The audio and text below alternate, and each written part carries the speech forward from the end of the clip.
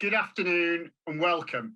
I'm really pleased that you could join us this afternoon for what promises to be a very enjoyable event. My name is Ian Campbell and I'm Vice Chancellor and CEO at Liverpool John Moores University. I want to welcome you to the first Roscoe Lecture in 2021 and the second that we've delivered in this format. I think it's fair to say it's been a quite extraordinary time for everyone, and it has meant that we have all had to work in very different ways to pre the pandemic, which Denise and I were sharing was a year ago. In fact, we started talking about how we respond to the pandemic in somewhere around about January. I have to say, at the university, we've embraced the opportunities that have been presented to us. And I'm really proud of our staff and our students and the way we've adapted to our situation. Of course, it's not the same as being face-to-face. There's less of a buzz from an online audience, but it's a good way of connecting during strange times. As a result of this, we've decided we wanted to continue with our highly successful, thought-provoking public lecture series in this format. And I hope you will find it an enjoyable experience. I wish to take this opportunity to thank our events team for organising this and all our participants for working in this unique way to make this work. It's not straightforward. The Roscoe Lectures, as you will know, have played a tremendous part in the public life of the city since 1997. We have welcomed speakers from across the world, and I believe in this format, we will continue to reach an even greater audience beyond the great venues we have been lucky enough to call our home for so long. Of course, I'm genuinely sorry that we can't all be together in St. George's Hall or indeed the Philharmonic Hall. And I remain hopeful we can get back there very soon. In the meantime, we'll continue to bring you our Roscoe Lectures in this format, and I really hope you do enjoy it. Now, each time I've spoken with Denise, I've ended up being completely energized, and I'm really looking forward to hearing her lecture and the questions afterwards. I'm now going to hand over to Sir John Murphy to introduce today's lecture. Thank you very much. Thank you, Vice Chancellor. Hello and welcome to the Liverpool John Moores University Roscoe Lecture. I am, as the Vice Chancellor has said, Professor John Murphy, and I'm joined by my regular co-host, Roger Phillips. Unfortunately, and for obvious reasons, as described by the VC, this is our only second lecture of the series, and also the second time we'll have delivered in the virtual world. Our inaugural lecture, delivered by Gillian Joseph back in October, was a huge success, and I have every confidence that today will be equally stimulating, as we're delighted to welcome Professor Denise Barrett-Baxendale to join our illustrious alumni. But before I formally introduce Denise, we're going to ask her to read the citation for the recipient of the Liverpool John Moores University Good Citizenship Award, a ceremony we continue to carry out before each lecture. Sadly, due to the current constraints, the recipient, Ruth Taylor, is unable to be with us here in the studio today. She will, however, be responding with a pre-recorded acceptance speech when Denise has finished with the citation. So Denise, over to you. Thank you, Sir John, for such a wonderful introduction. I am delighted to introduce the winner of the LJMU Good Citizen Award, Ruth Taylor. Understandably, many young people struggle to navigate their adolescent years and are often unable to consider the needs of others and understand the importance of developing life skills. This was not the case for Ruth, who at the age of just 15 embarked on a volunteering journey with Everton in the community, which has not only seen her make a positive difference to the lives of people across Liverpool and in Kenya, but become a mentor for other young people seeking to develop their own life skills, social awareness, and empathy for others. In 2018, Ruth joined Everton in the Community's National Citizenship Service programme, which exists to engage, unite and empower young people, building their confidence, so they can go out into the world and achieve their dreams, no matter where they are from or what their background is. From the life skills they develop to the friends they make, the programme offers teenagers an opportunity to unleash their potential, to build their self-belief and prepare them for life after school.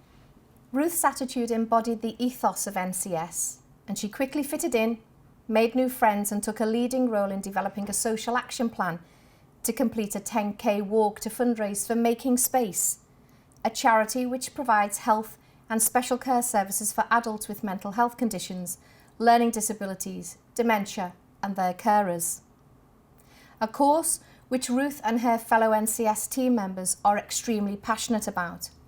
Ruth's involvement with NCS was not limited to just one activity, and she attended extra workshops to further her development, supported numerous other social action projects in her community, and also joined the local youth board.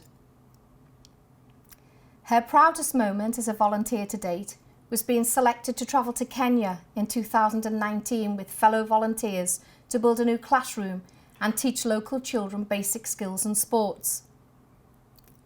Her motivation to travel to Africa was to meet and help young people of her age to fulfil their dream of gaining an education, something we in the UK often take for granted. While on the trip, Ruth recalls her favourite moment to seeing the children sleep on the mattresses that she and the other Everton in the community volunteers had fundraised to buy, rather than the floor. And at the age of 18, her NCS journey did not end, and she became a volunteer staff member, providing invaluable guidance and support to the young people new to the programme. The course participants hold Ruth in high esteem, as she is able to relate to the experiences and difficulties they face during the NCS journey. Away from NCS, Ruth has achieved much academic success and has also completed both the Bronze and Silver Duke of Edinburgh Award, and is an accomplished musician and chorister. Ruth is currently working towards A-level in maths, chemistry and music, and hopes to study law at university in September. Ruth is an outstanding and well-respected young person who is fully deserving of the Good Citizen Award and a shining example to us all. Congratulations, Ruth. I feel so honoured to be receiving such a prestigious award from such an amazing organisation. Firstly, I'd like to thank Everton for all the amazing opportunities they have given me and continue to give me throughout the years, and to the people who helped me get started. I'd like to thank Chloe, Joe and Paul for their continued support and encouragement. I implore all young people to get involved with Everton and the outstanding programmes to really make a difference to people's lives, as well as bettering who they are as people. My confidence has flourished with Everton, and I was able to meet people from all different walks of life, and I am continually inspired by Everton and their commitment to community development. I am so proud to be associated with Everton, and to be given this award is an extremely special moment. Thank you, Denise, and thank you to Ruth, a very impressive young lady, and congratulations to you. Professor Denise Barrett-Baxendale is the Chief Executive Officer and a Director of Everton Football Club. Denise was born and bred in Liverpool, and for the most part of her life has been active and influential in youth and community engagement. After 16 years working in the education and third sector, Denise was appointed CEO of Everton in the community, and she spearheaded the transformation of the club's official charity into an internationally acclaimed organisation. Denise was an inspirational choice for the role. Through her vision, expertise and drive, the charity now delivers over 40 programmes, using the power of sport to motivate, educate and inspire some of the most vulnerable and hard-to-reach people in our communities, improving their life chances. Under her leadership, Everton in the community has been at the forefront of a series of highly successful initiatives. It was Denise's vision that led Everton to become the first Premier League football club to receive government approval to open a free school, the Everton Free School and sixth form college. Other successes have followed. securing a £7.5 million commission to contract to deliver the National Citizen Programme, a £1.2 million National Lottery Fund contract for youth engagement initiatives, and an £850,000 grant for a flagship community hub adjacent to Goodison Park. These accomplishments have contributed to the charity having received over 100 local, national and international awards over the last decade. In 2011, Denise was appointed Chief Operating Officer of the club. Promotion to Deputy CEO quickly followed, and in June 2018, she was appointed the club's Chief Executive Officer. She is recognised as one of the Premier League's most influential and respected figures. Her successes were recognised with the award of an MBE in 2014 for services to the community of Merseyside. The list of other awards she has achieved is impressive and lengthy, as is the number and quality of foundations and other groups she actively contributes to. She is a Deputy Lieutenant of the County, and of course she's an Honorary Fellow of this university. And incidentally, in case you're wondering, she is a lifelong Blue, and she grew up with a picture of Bob Latchford on the wall. Ladies and gentlemen, Professor Denise Barrett-Baxendale.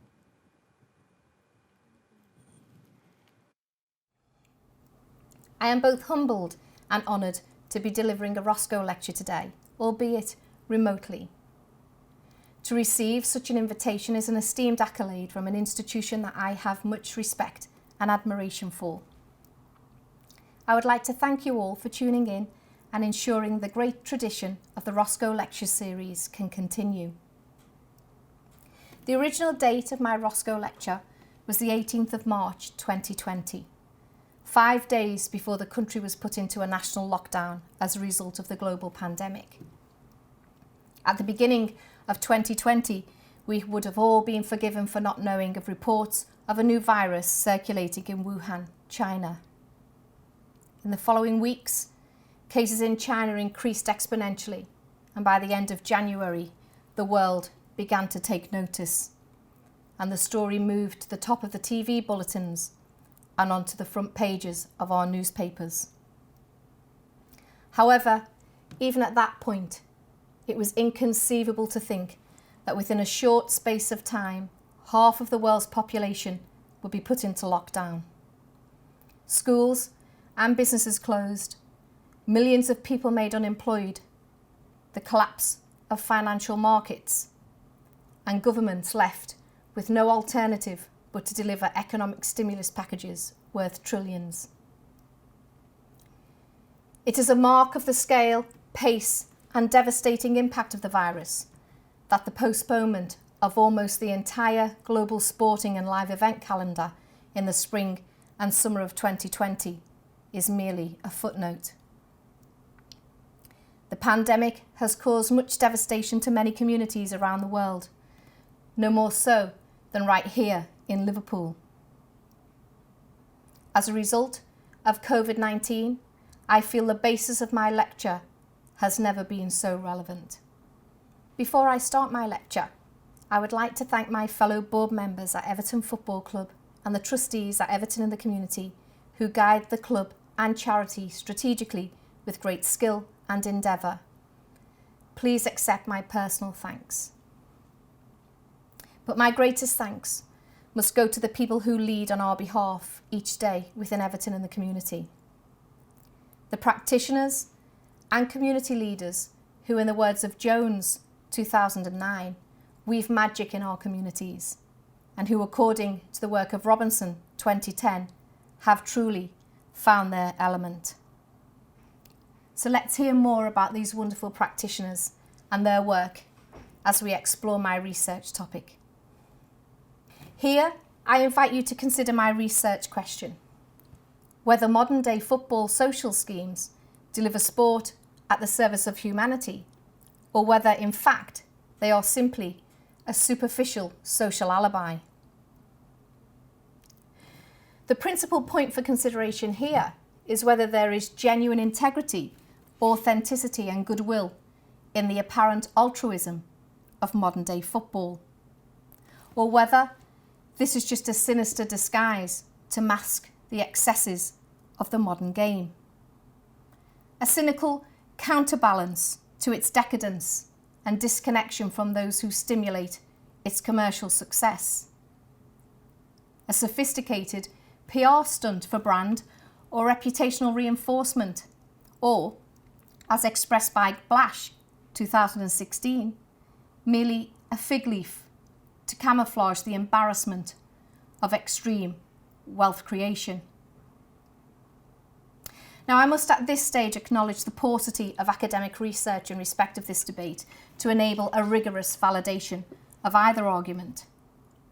However, it is this very lack of contemporary academic research and the independent measurement that has allowed the propagation of such uninformed views to go unchallenged.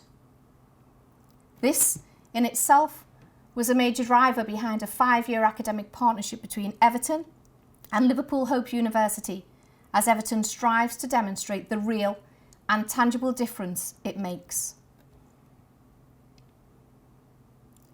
During this lecture, we will consider corporate social responsibility as a contested concept, report on commentator views, propose Everton in the community as a potential evidential model, reflect upon the historical placement of and the role and purpose of football, introduce the social alibi argument, and explore the papal Global Declaration of Principles of Sport at the service of humanity. We will then draw together concluding comments and end with a qualitative case study from Everton in the community.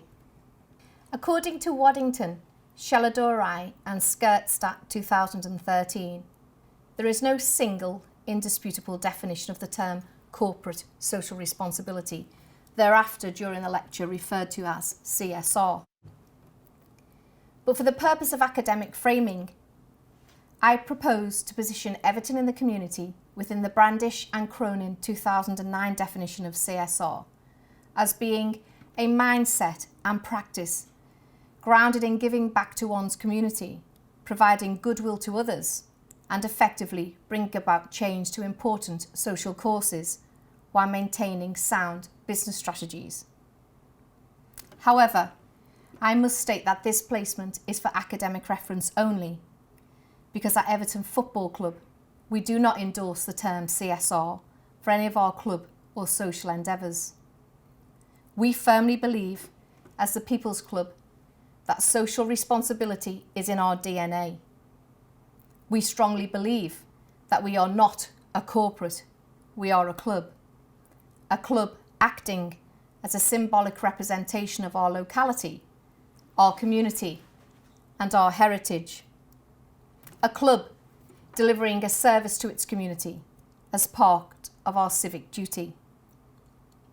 There is an age-old adage that football is a game played between two teams with 40,000 referees.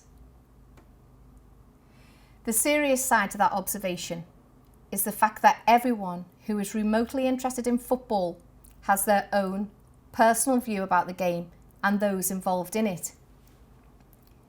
This is further fueled by the media and broadcasters' insatiable appetite for our game.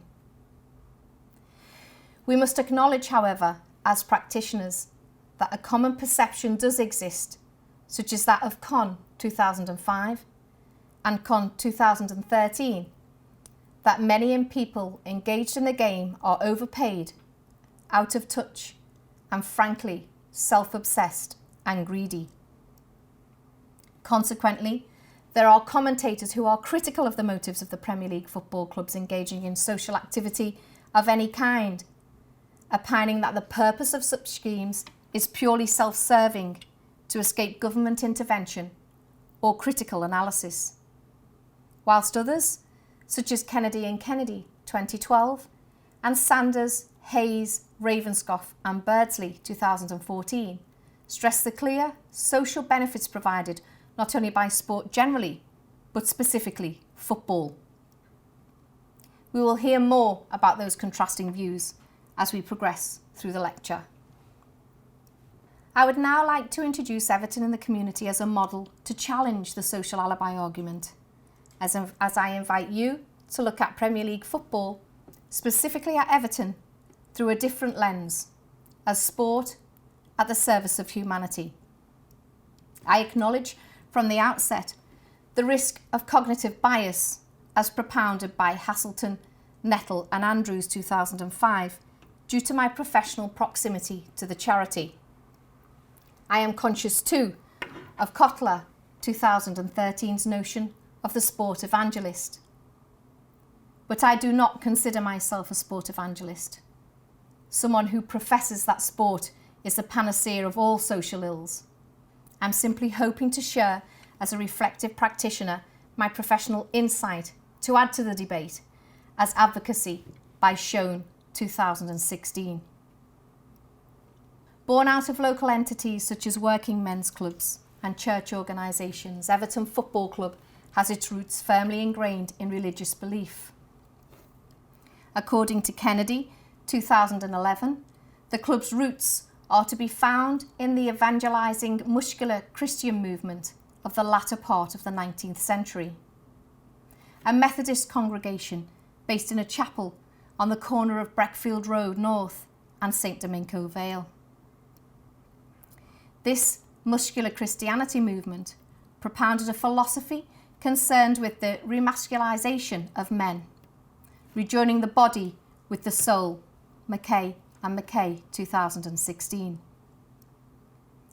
This movement was characterised by manliness, athleticism, teamwork, discipline and, according to Newsom 1961, the expulsion of all that is effeminate, un-English and excessively intellectual, and was purported to have an additional underlying agenda to prepare men for work or war, to populate the factories or to fight for their country if required, Lupson 2006.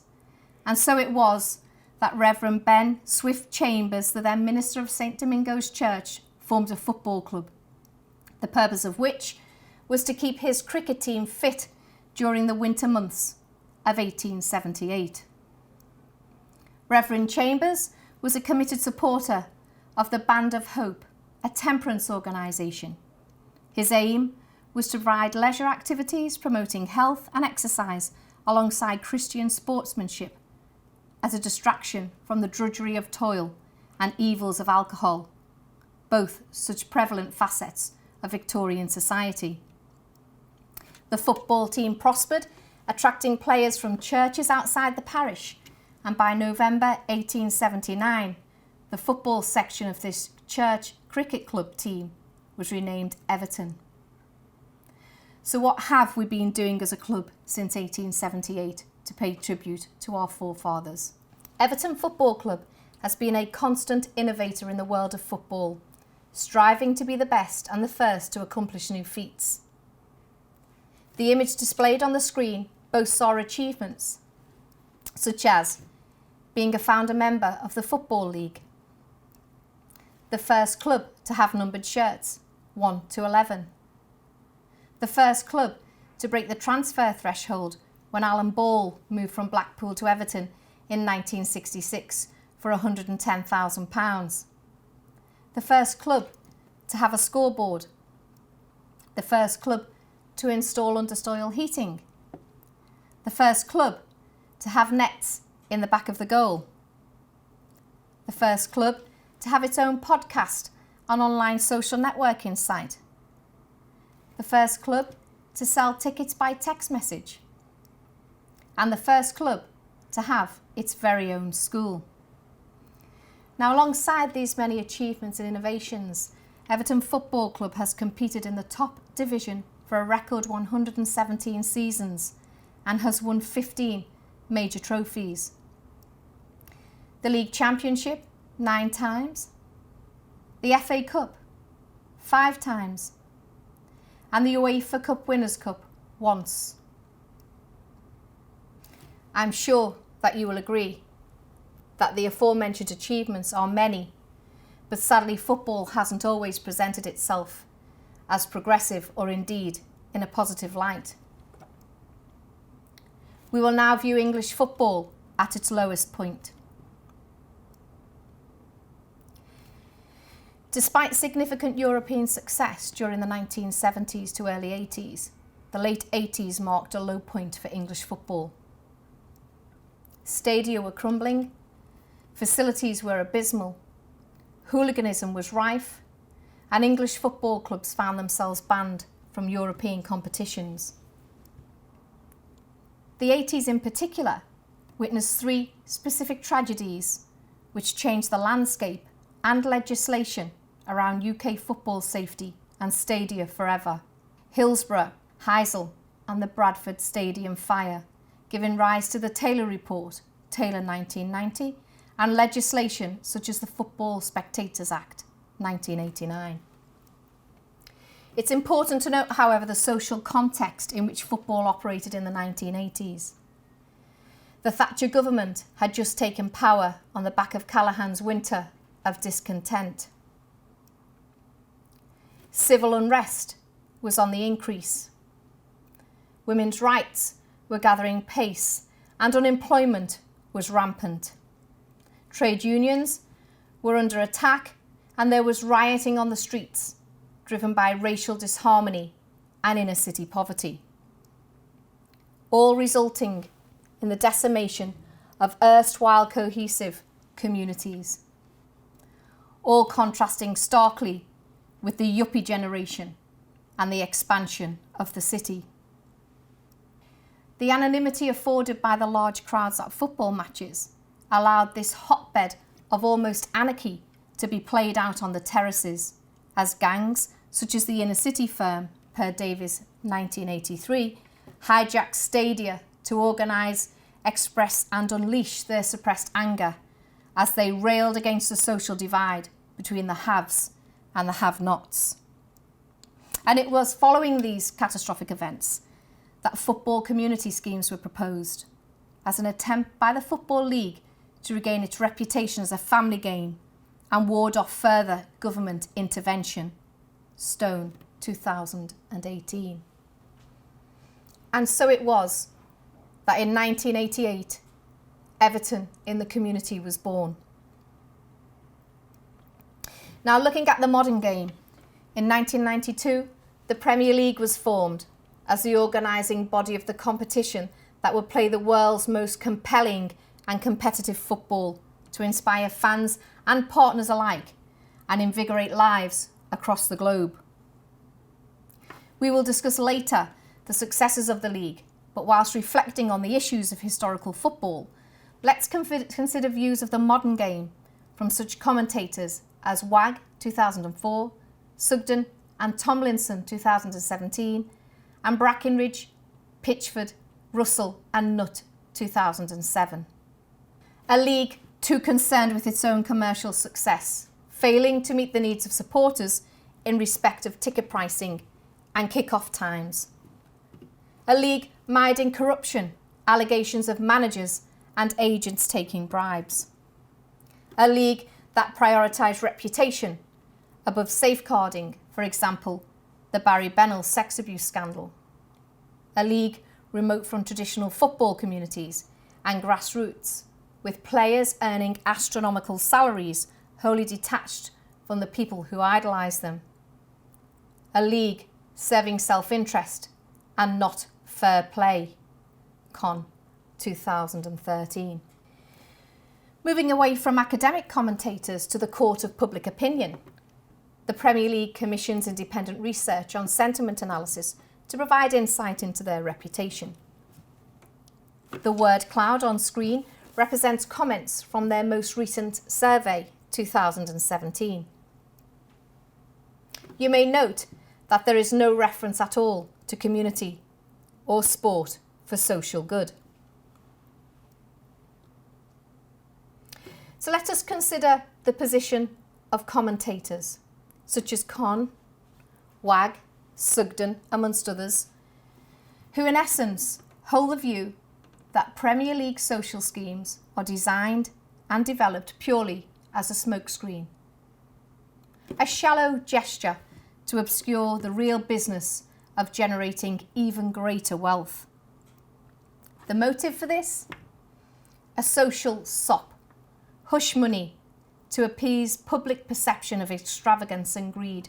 An artificial apology or excuse to salve the conscience of those owners, players, agents and executives fortunate enough to be dining at the Ritz, whilst a significant proportion of the public, their fans, rely on food banks simply to survive. Additionally, there is a view held by academics such as Cashmore and Cleland, 2014, in their work entitled Football's Dark Side, that little has been done by the sport to address any real key social messaging in respect of racism, homophobia, gambling, alcohol consumption and domestic violence. So this brings us back to the court of public opinion. The sense that football clubs are out of touch with their fans and remote from their communities. To the belief or perception that Premier League social schemes fail to tackle any real need and indeed do not even try to do so in anything other than a cosmetic way. The feeling that such schemes are merely pacifiers to quieten the rebellious mob. Having heard these views, I would now like to invite you to view the Premier League and its social schemes from a more positive perspective, that of an exciting, compelling global export and a sport at the service of humanity. So let's consider the Premier League at its best. A league boasting the best players. 35 of the world's top 100 players in 2019-20 season. The best stadia, 2.8 billion investment in facilities since 1992. Again, played in front of capacity crowds. Full stadia, 97.5% full, a record high up until the pandemic struck and fixtures were played behind closed doors for the remainder of the 19-20 season. 100,000 jobs supported in the UK. Competitive and compelling football with uncertain outcomes. Leicester at 5,000 to 1, with a fourth different winners in the last 4 seasons. A cumulative global audience of 3.2 billion, Nelson Sports 2018. We should acknowledge here that football has tracked wider social change. Prior to the establishment of the Premier League, it was locked into a social world which fans and supporters felt close to. It was a symbol of civic identity, and organically, the people who used it as a symbol developed the importance of what fandom represents. We must recognise now that football is firmly part of a global entertainment business, very different from its origins, deeply rooted in civic identity and local meaning. Each team now has a minimum of 19 home opening nights to entertain a global audience. In 2019, 15.3 million of charitable funds were invested from the league into its clubs. Is this really just a conscience payment? Or is it a genuine attempt by the league to support its clubs to reconnect with their local communities? Moving on now to the economic benefits yielded from the league.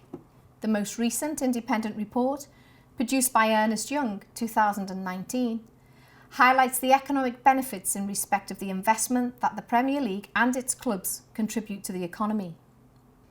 This includes taxes to the exchequer, employment, gross value added to gross domestic product, and international broadcasting revenue. Now let us turn to the social benefits that are cited with regard to football. The words on the screen reflect several positive acknowledgements related to sport for social good. Football provides identity and belonging through connectivity, community and family. Football creates a sense of shared pride, passive pride, transmitted through team success. Football engenders the power of unity, a force that has united countries, for example, through World Cup tournaments and enemies, such as the Christmas Truce of 1914, where troops from both sides left their trenches to meet in no man's land, exchange gifts, and play football. Football is one of the last remaining recognised cornerstones of society.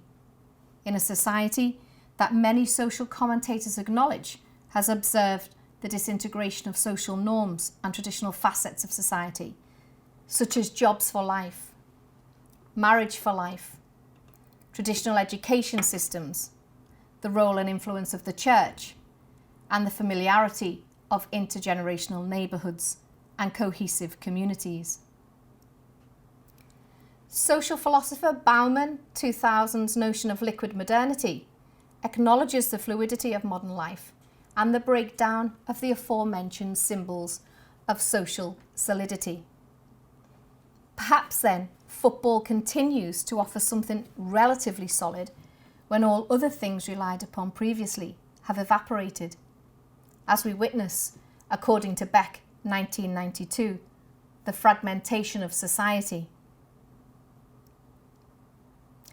We have discussed football for social good in a general context. Let us now look a little closer to home as we review Everton in the community as a case study example of sport at the service of humanity. Map 2.1 is a heat map highlighting the index of multiple deprivation data from 2015. This index profiles multiple deprivations including housing, health, education, employment, income, crime, and living environment. You will note that the area in the shadows of Goodison Park falls within the 0 to 1% most deprived neighbourhoods within our city. So how is Everton Football Club responding to these most harsh social conditions as a community football club? How is Everton Football Club reaching out to support those referred to by Bauman 1998 as the flawed consumers, the underclass, those in need, those so poor that they are incapable of consuming? Everton Football Club, through its official charity, Everton in the Community, provides support 365 days a year to the people of our city region. So what exactly is delivered via the club's social scheme? Everton in the Community offers 40 social programmes, tackling the most severe social issues and supports the most vulnerable members of our community. We operate 365 days a year with 130 full-time staff, 115 casual staff and over 270 volunteers. Though we do not work in isolation, we have over 230 partner organisations. Since 2010, we have supported 2,000 local charities each year and have secured over 100 awards and accolades for the quality and impact of our work. In 2012, we established our own school, a groundbreaking venture which witnessed Everton being the first Premier League football club to sponsor a free school. Our school is a school for 200 young people, 120 of that cohort being young people for whom, for whatever reason, a traditional form of education is not suited to them. Young people who may be self-harmers, care leavers, young offenders, or children who have been the victims of those harsh privations highlighted by the IMD data we heard about earlier. By using the power of our club crest to engage, we have managed to yield great success in terms of attendance, attainment and achievement, with Ofsted judging us in our short inspection in 2018 as good, achieving outcome 2, meaning that the inspector felt that due to the improvements since our last inspection in 2014, the school could have been judged as outstanding if it had undergone a full inspection that day. However, our social investment is not just focused on our social programmes, which we will hear more about later. We have, since 2015, been developing a social campus at Goodison Park, which currently boasts a community asset value of £10 million. However, before we view our property portfolio from 2015 to date, let's view the most recent word cloud in respect of fan sentiment towards Everton Football Club to see if that differs at all from the one we viewed earlier about the Premier League in general. It is interesting to note here the clear difference in terminology and perspective from a club to the league. Herein lies abandonment and desolate a number of properties in the shadows of Goodison Park. Properties that in 2015 were a major cause of antisocial behaviour and a community eyesore in need of major regeneration. After our intervention, the sites now look quite different. A £4.2 million free school challenging educational underachievement. A £1.5 million People's Hub tackling health inequalities across the city. A £500,000 Blue Base combating isolation, providing respite for those living with additional needs, which is used by our disabled supporters on a match day. A £250,000 Home is Where the Heart Is project, a supported living programme dedicated to looked after children. And still to come, the £1 million People's Project, a dedicated mental health hub providing access to support services for low-level anxiety to those at risk of suicide. However, our most ambitious and exciting regeneration scheme is yet to come. The People's Project is a once-in-a-generation opportunity for our region. It will fast forward the regeneration of North Liverpool and deliver a host of public benefits that are needed now more than ever in our city. These will include a £1.3 billion boost to the local economy, the creation of more than 15,000 jobs for local people, 1.4 million additional visitors to the city each year, and 237 million of additional societal value created as part of our developments. The People's Project starts with Everton Football Club's proposed move to a new stadium at Bramley-Moore Dock. And unlike any other high-profile stadium move in the UK, Everton is committed to the non-abandonment of the site of our current ground. Goodison Park is located in Liverpool 4, an area we have called home for almost 130 years. Our current stadium will not be sold off to the highest bidder to create a supermarket or an unsympathetic housing estate. This is our chance to deliver a legacy for a community that has supported, worked and lived alongside our club for more than a century. We are working with the local community to identify what is needed now and in the future. And our aim is to use Goodison Park to deliver a unique regeneration initiative to create new housing, including sheltered housing for members of our elderly community, education amenities, a youth zone, business startup facilities such as new community retail, green space to mark the heritage of the stadium, health provision, and a visitor attraction that will provide a lasting tribute to the world's oldest purpose-built football stadium. The Goodison legacy will complement the 10 million plus of investment the club and Everton the community has already made in Liverpool 4 by converting derelict buildings and land into thriving community assets. The real magic, however, is what happens behind the doors of these properties, alongside the obvious regeneration of the local neighbourhood. But what exactly does our charity offer to our local community in respect of social intervention and support programmes?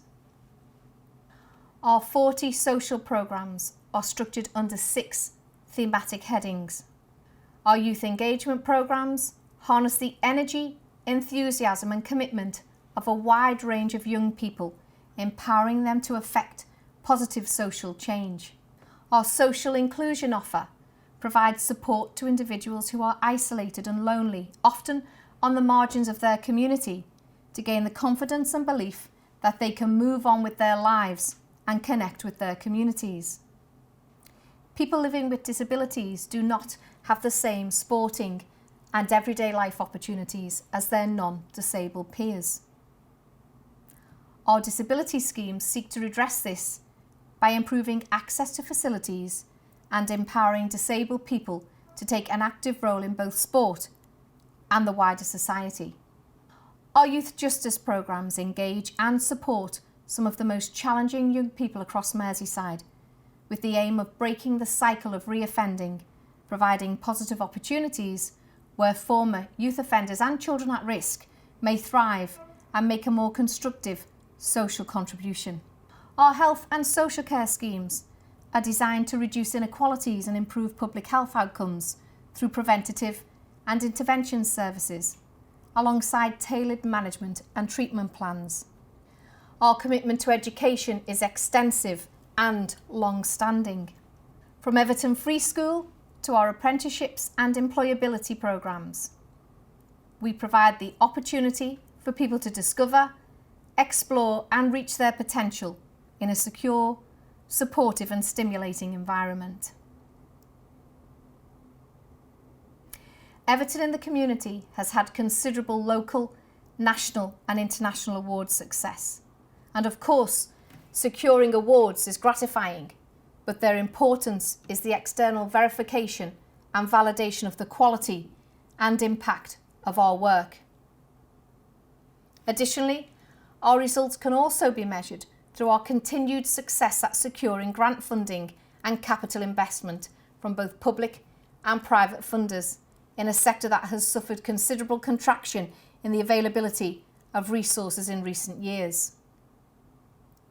In 2016, I received a papal invitation to join a group of elite athletes, government officials, faith leaders, researchers and other influencers from around the world to take part in a global conference and workshops to test and challenge a blueprint devised by the Vatican to engage sport at the service of humanity.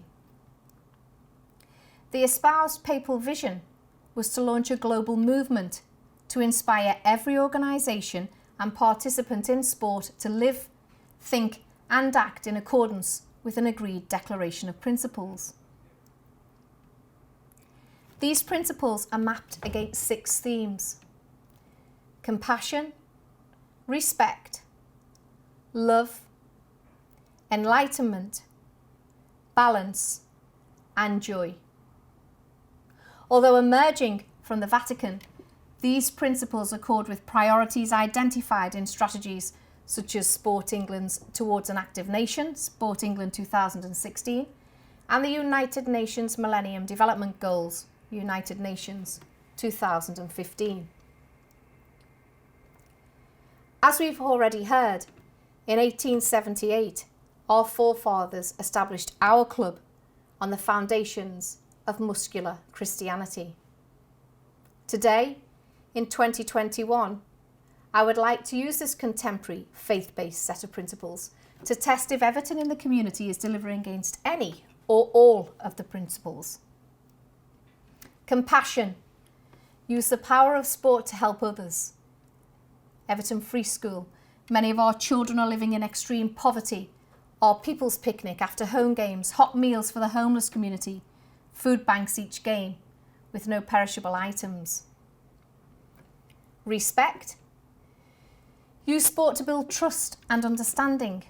Our Asylum Seekers programme, Kick It Out, race and diversity programmes, and our NCS scheme. Love.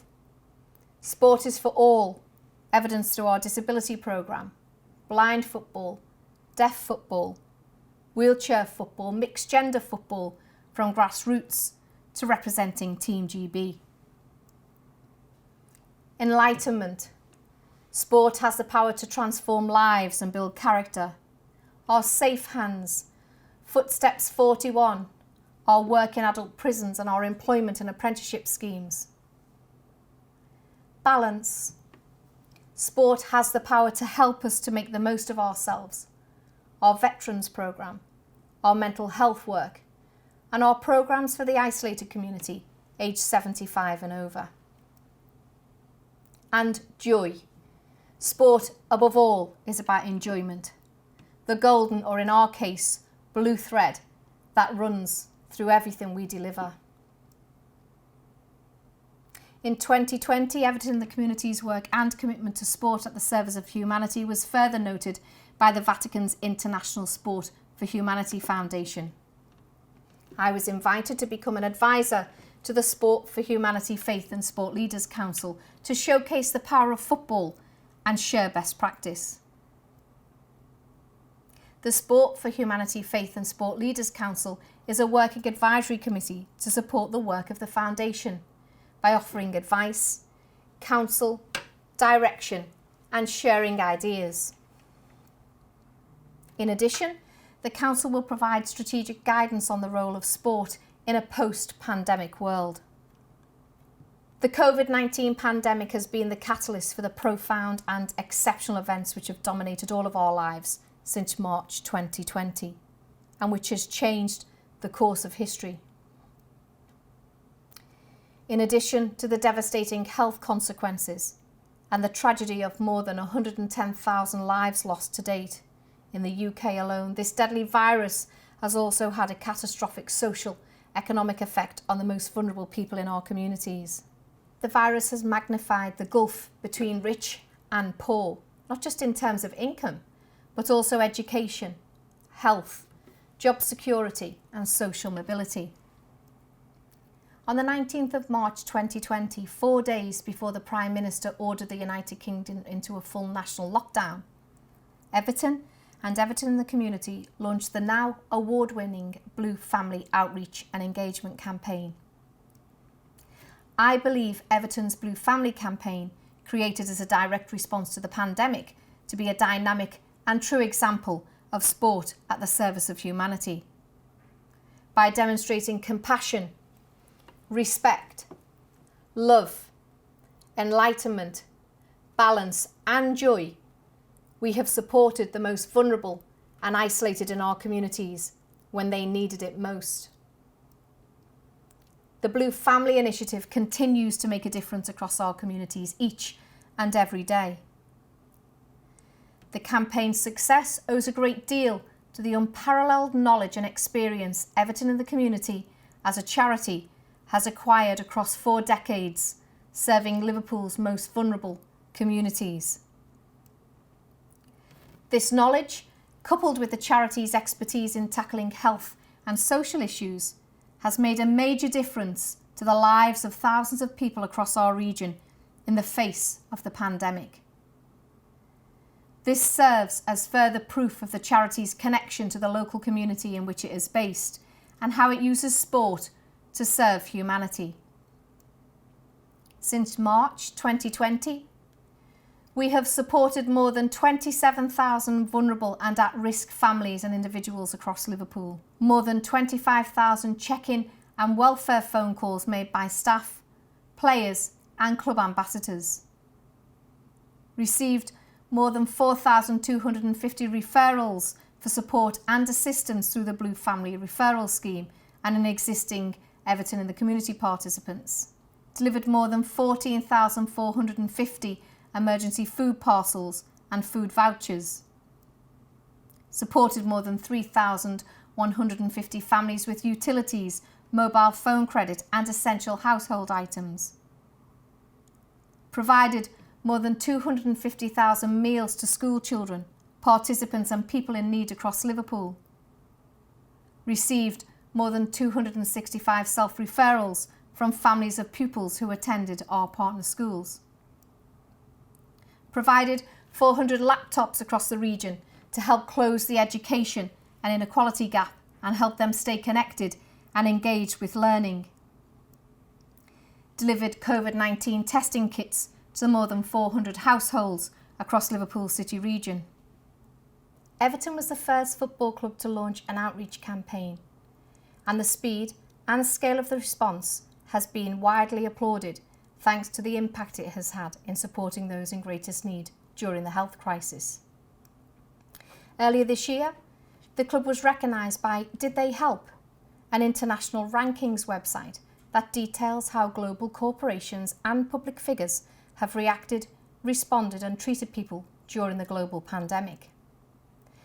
Everton has ranked as the world's best performing sports organisation, placed joint 16th on the global list of coronavirus heroes for the measurements put in place to help fans and the wider community, placing us above companies such as Intel, Apple and Vodafone.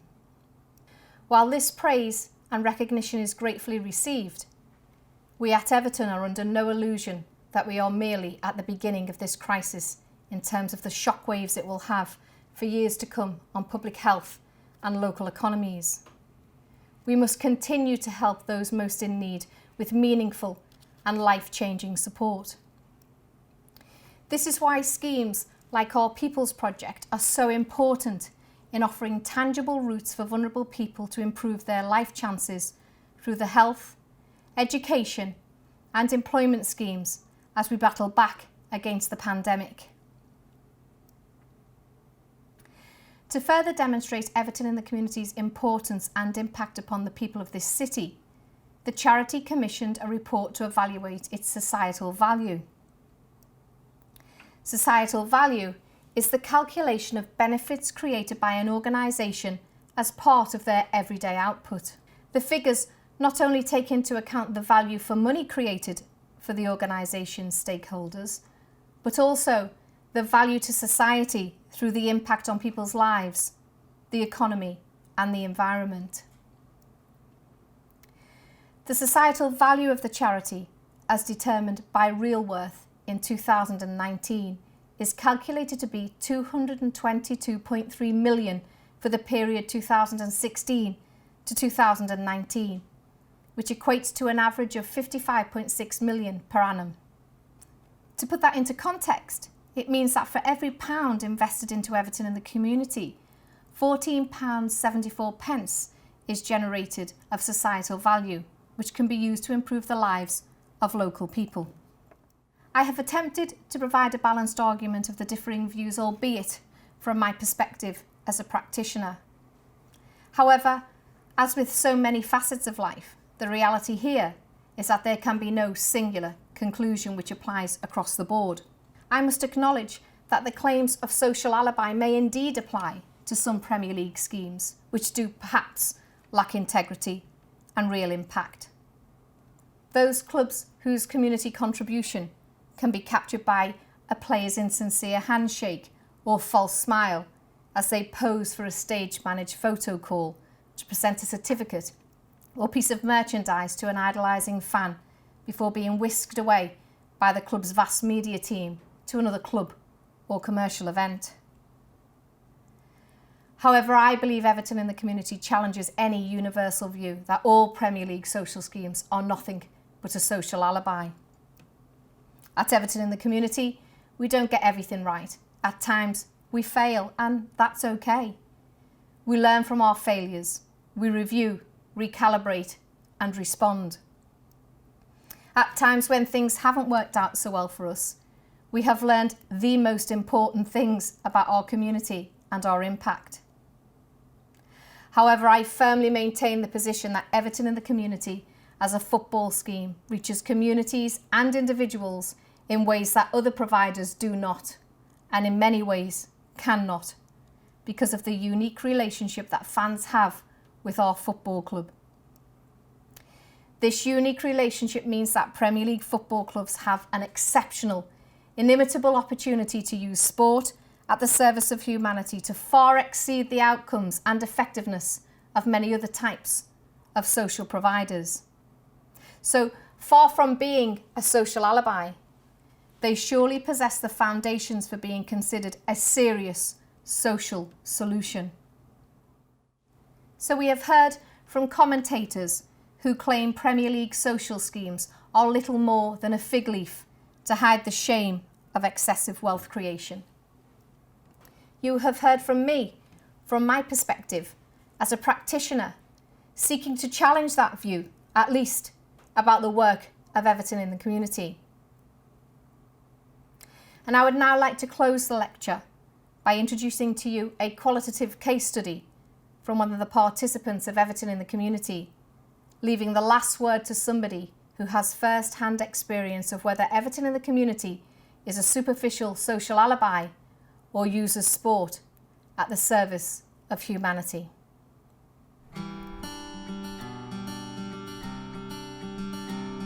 It was difficult growing up, really. I had brothers and sisters with like cystic fibrosis. I was like really into me football, like playing football on a Saturday for the schools. I used to come with my dad and we used to sit in the main stand, and I used to say, this is what I want to do. You know, like think to yourself, I'd love to work in football one day. They were all like happy memories, football for me. So it was a real big part of my life even then. By the age of like 12, I started getting introduced to like alcohol, drugs and things like that. The hardest drug obviously on the streets of Liverpool was heroin. First time I took that I was 16. That was it, I was hooked straight away. I was homeless, in and out of hostels, sleeping rough for like 18 years. 18 years of my life. The city centre was like where everyone had sort of like congregated who was sleeping rough. I've slept in bin sheds and everything. I've slept in bus stops, doorways. What happened, right? He used to come and pick me up to come and play for the Whitechapel football team. And obviously Everton was in partnership with the Whitechapel. Met Henry and he see me, get me life back on track. They helped me get in supporters' housing and things like that. But that's like what we do now. We tie out the lads in the football team. It was a starting point. It was coming to the end of that. I'd been clean for about 14 months. I started as a volunteer, doing half a day on the dementia. Now I'm here every day.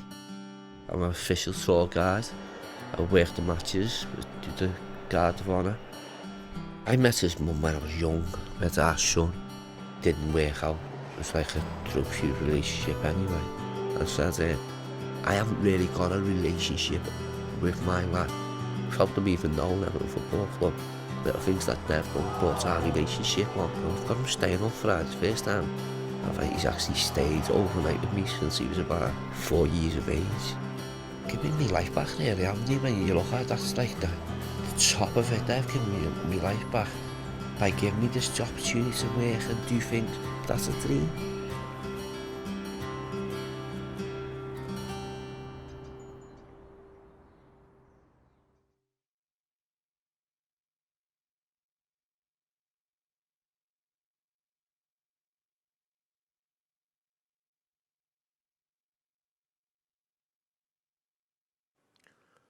Denise, thank you so much for a fascinating lecture, which, cleverly enough, really answered many of the questions that have been sent in, but some not. And let me go through them. Emma Goldsmith first.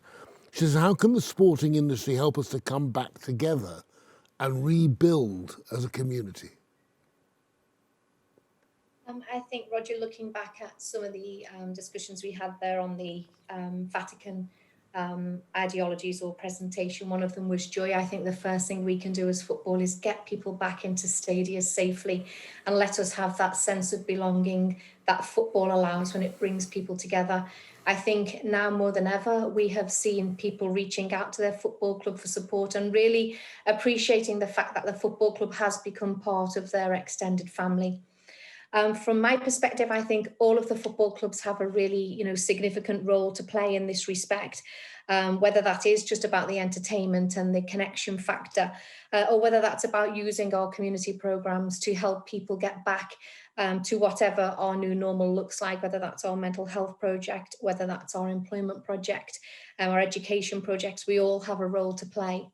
We also have our players who have a significant role to play in terms of public health messaging, so we can get back together and we can get back together safely and using the opportunities we have in our stadia and also through our media coverage to get those messages out.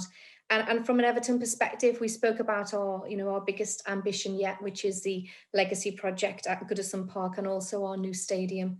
And what we have there, Roger, is a shovel-ready project. We have a magnificent opportunity to get £1.3 billion into our local economy, to create 15,000 jobs, and to get the people of Liverpool back and contributing to a large scale and sort of once in a generation opportunity for regeneration. So I think we have a fantastic role to play.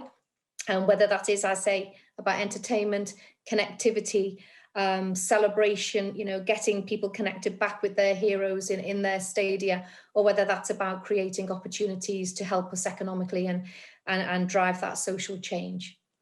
Thanks for that. It's certainly not an alibi for what Everton does. Ian makes an interesting point, though. He says many football clubs, and clearly thinking yourselves, do a great deal of work within the local community. Yet this is not often well publicised, whereas excesses on the part of their players receives huge coverage. How can the club try to get a better balance between the two? Yeah, I absolutely agree with that. And I think, there is an insatiable appetite, isn't there, for the media to be able to focus in on the things that maybe don't go so well in football due to the excesses maybe that I spoke about through the presentation.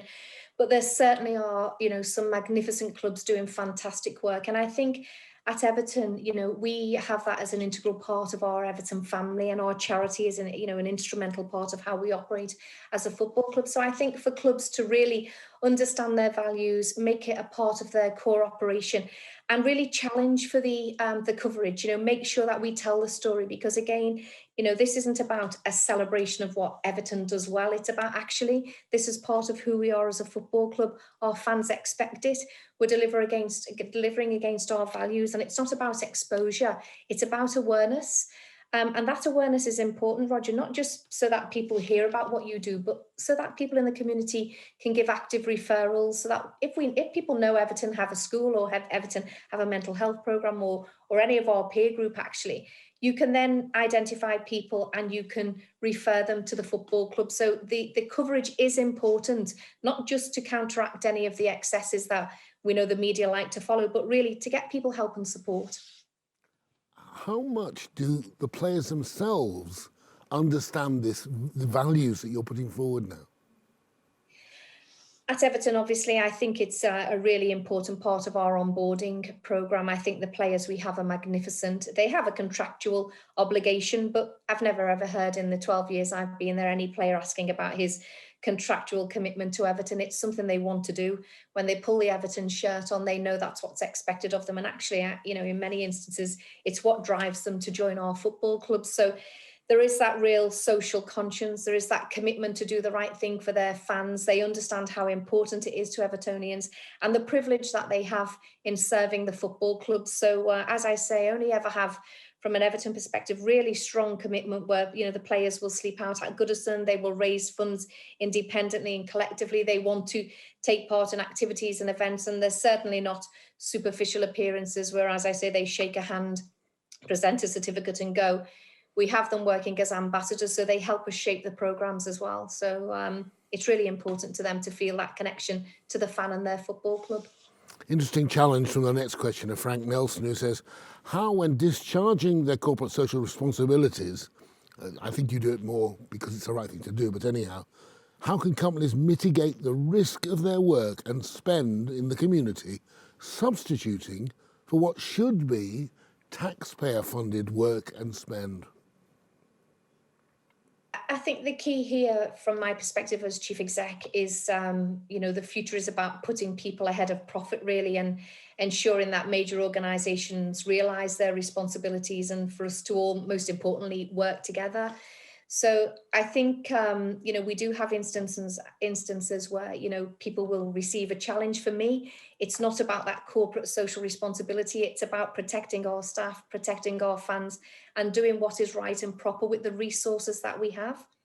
So for me, it's about, a football club that will address the real educational, health, economic inequalities, and see that as part of their protection of their fan base, protection of their staff. So it really is important, I think, that organisations accept their responsibility, understand how they can help, and make sure that they are investing in the right and proper services and provisions. Because again, I'm very conscious of us not using the word corporate social responsibility and having a sort of parachute or sort of blank approach to how we interpret what our community or our staff require. So I think it's all about making sure your investment is in line with your resource allocation and ensuring that you're investing in the right things for your community and your staff.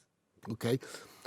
Paulo Lisboa says, how can the elite, and this is very relevant at a time that we've got COVID and so forth, how can the elite sports brand be best utilised to improve public health?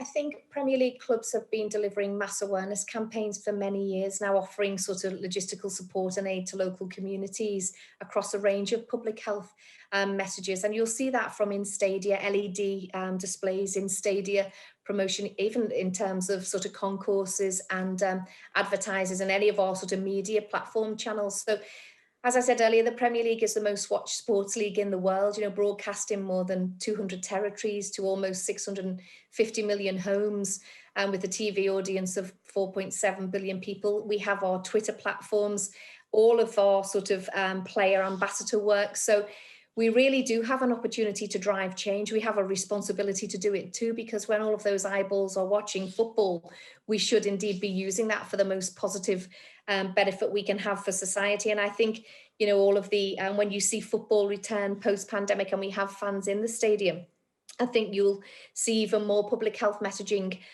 being presented and driven by Premier League, because we've been able to show an evidence to the government during this period how significant our campaigns can be and how successful they can be. So I think we have a really major role to work in that respect, because we can target people who, again, on our sort of homelessness program or our testicular cancer, bowel cancer, these sort of campaigns that we've had at the football club, we've been able to support members of the public who wouldn't go through naturally through either a doctor's surgery door, get some health support or employment support or education support.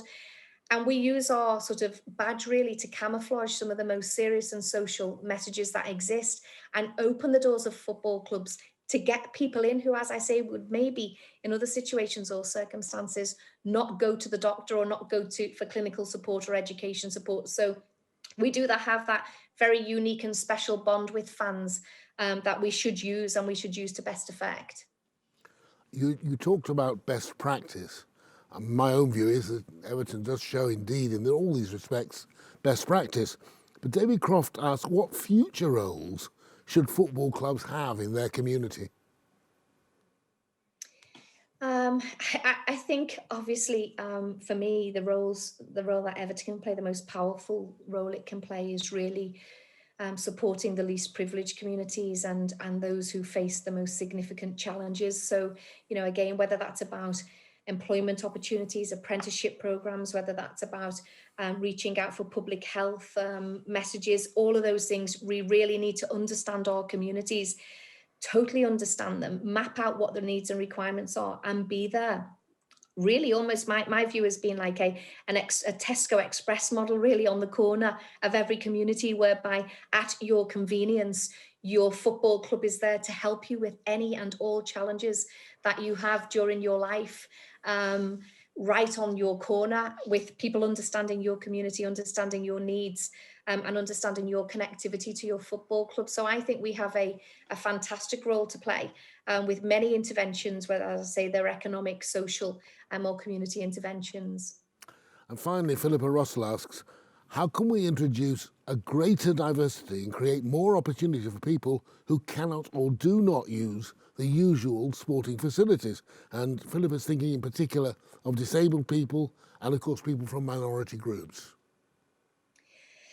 This has been a significant ambition for Everton, and we've recently gone through our All Together Now equality campaign. We were given our advanced level of Premier League equality standard in February 2020, which demonstrates our commitment to equality, diversity and inclusion, and it's embedded throughout everything we do, from whether it's an advertisement to in-stadium displays, recruitment, anything we do, even down to a gift that we give to our staff or a gift that we give to fans. Everything goes through an equality and diversity assessment before we do that. But I think it comes down to facilities. Again, we have to have the correct facilities for accessibility.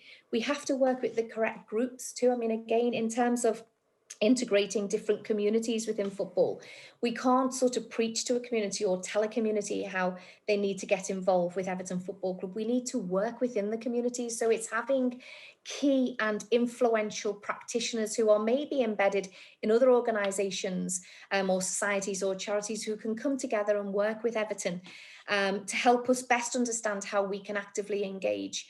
And I think in 2020, to celebrate the 20th anniversary of our disability programme, we exclusively invited players from our disability team to model and launch our third kit. We're the only football club who has ever done that. And it was part of our Kick It Out Promoting Inclusivity campaign. And we won an award for that in, as I say, in 2020, 2021. And it was Again, it's using that awareness to say football is for all, football is there for everybody, and please turn to your football club and help us best understand how we can provide facilities, services, programmes that are inclusive for all. Denise, thank you very much indeed for answering all those questions, and indeed, of course, for that great Roscoe lecture. John. Denise, your passion has shone through. I mentioned in my introduction your lifelong commitment to youth and community engagement and improving the lives of others. And it's clear that your own volunteering, your life experiences and your passion have shaped the way you operate as the Chief Executive of Football Club. And it's also clearly demonstrated why the People's Club, as Everton like to be known, have trusted you in being the most important person in delivering their vision.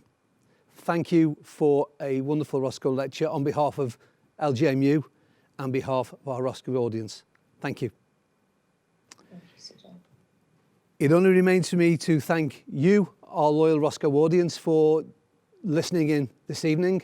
Can I remind you that those who wish to go back or wish to tell your friends that they may like to hear what Denise has said, that's her lecture, along with many others from the Roscoe series past, are available on the Roscoe website. Thank you for continuing to support the Roscoe, and we look forward to seeing you again next time. Thank you.